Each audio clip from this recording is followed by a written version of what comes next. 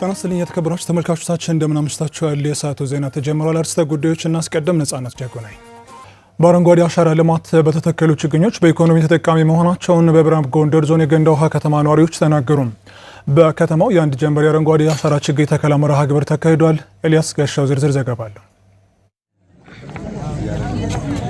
ኢትዮጵያ በጋራ ተስፋን እንትከል በሚል መሪ ቃል በአንድ ጀንበር ከ800 ሚሊዮን በላይ ችግኞችን እየተከለች ትገኛለች። በምዕራብ ጎንደር ዞን ችግኞች እየተተከሉ ይገኛሉ።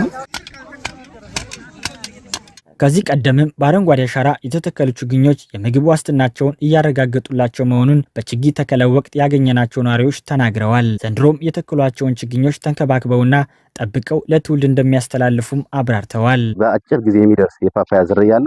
እሱን እኔ ተከዬ እየተጠቀምኩ ነው። ዘይቱንም በተመሳሳይ በዚህ ልክ ሁሉም ማህበረሰብ በተለይ የሌማት ትሩፋት የሚባል ከመጣ በኋላ ሁሉም ሰው በየግቢው የተከለ ሞር ተጠቃሚ እየሆነ ያለበት ነገር ስላለ ተጠናክሮ መቀጠል አለበት ትላለህ። በጣም ለውጥ አለው። ስንት ፓፓያ ገዝተን የምንበላ ሰዎች ከራሳችን ድርሻችን እየበላን ነው። ተቆጣጠር አለች የትም ወደቀች የኮትኮች አረሟቂና አርሜ ለልጆች ማቆየት ግዴታ አለበት። ተስፋን እንትከል በሚል መሪ ሀሳብ በተካሄደው የአንድ ጀንበር የአረንጓዴ አሻራ ችግኝ ተከላ መርሃ ግብርም የደንና የፍራፍሬ ችግኞች መተከላቸውን የዞኑ ምክትል አስተዳዳሪና የግብርና መምሪያ ኃላፊ አቶ አንዳርጌ ጌጡ ተናግረዋል። እኛ ዞን በ19 ቀበሌዎች በ19 የተከላ ቦታ በ24 ሄክታር መሬት ይተከላል።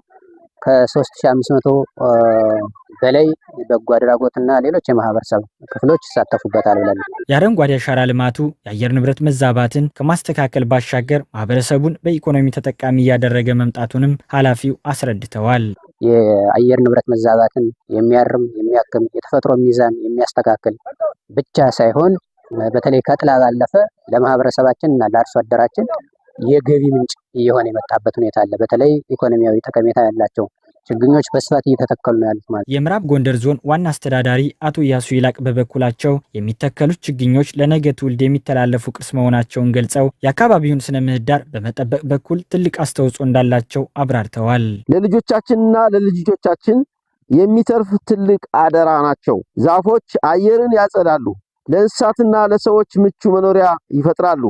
ስለዚህ አንድ ችግኝ መትከል ማለት ህይወት መትከል ማለት ነው። በመንከባከብ ውሃ በማጠጣት ከጉዳት በመጠበቅና ከንክኪ ነፃ በማድረግ መከታተልና ውጤታማ ማድረግ ይጠበቅብናል። አካባቢው የአልጣሽ ብሔራዊ ፓርክ የሺ ማህበረ ስላሴና የጎደቤ ጥብቅ ደን የሚገኝበት በመሆኑ በአረንጓዴ አሻራ የሚተከሉ ችግኞችን ማህበረሰቡ በባለቤትነት መንከባከብ እንዳለበት ዋና አስተዳዳሪው አሳስበዋል።